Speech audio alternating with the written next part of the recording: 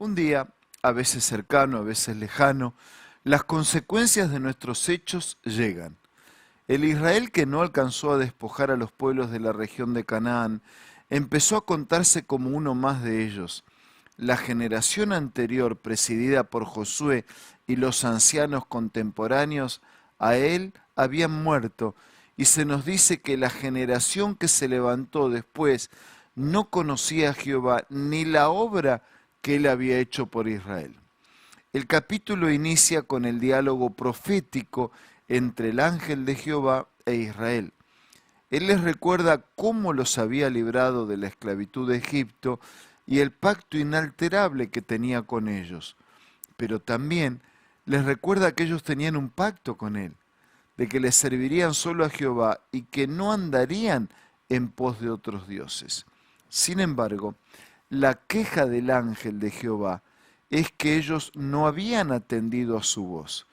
Y la pregunta que les hace es, ¿por qué habéis obrado así? ¿Con cuánta frecuencia obramos de la misma manera que Israel? No es el Señor quien falla al pacto, somos nosotros quienes traicionamos nuestra lealtad al Señor. La sabiduría del Señor nos exige obediencia a sus mandatos, pero son innumerables las veces que no atendemos su voz.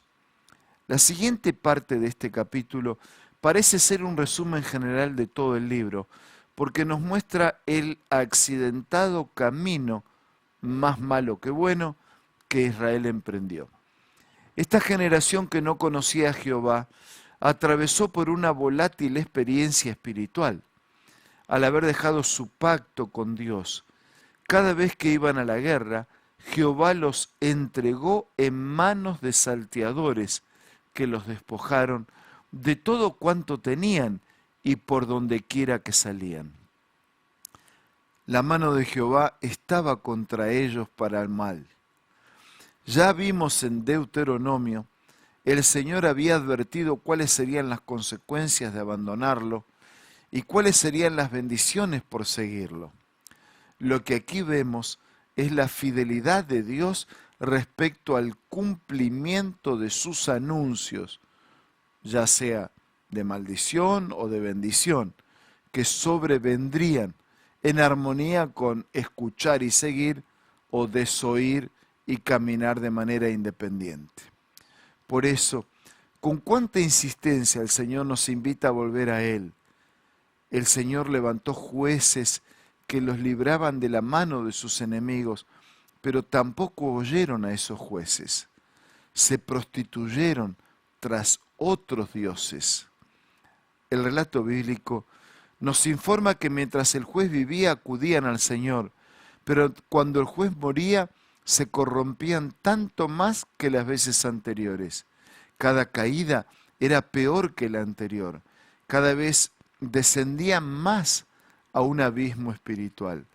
Todo eso trajo la justicia de Dios y el sufrimiento de la nación. Lo cierto es que cada decisión que nos aleja de Dios contribuye a nuestra desgracia. El capítulo 2 de Jueces nos muestra hasta dónde podemos llegar cuando nos alejamos de Dios. Nos muestra los peligros de un arrepentimiento no genuino y persistente, pero sobre todo el capítulo nos invita a reflexionar en la historia pasada de Israel y en los peligros de despreciar la salvación. Por eso, amigos, vamos a aprender aún de las experiencias tristes y negativas de nuestros antepasados, porque siempre vale la pena seguir la voluntad de Dios. Por favor, vamos a orar. Querido Señor, ayúdanos a tener una vida más cercana, más próxima contigo, con tu palabra, más dependiente, más obediente, más caminar juntos. Bendícenos a todos, suple cada necesidad conforme a tu misericordia. Oramos, agradecemos en el nombre de Jesús. Amén. Muchas gracias por la presencia, compañía de cada día. Un abrazo y será hasta mañana, si Dios quiere.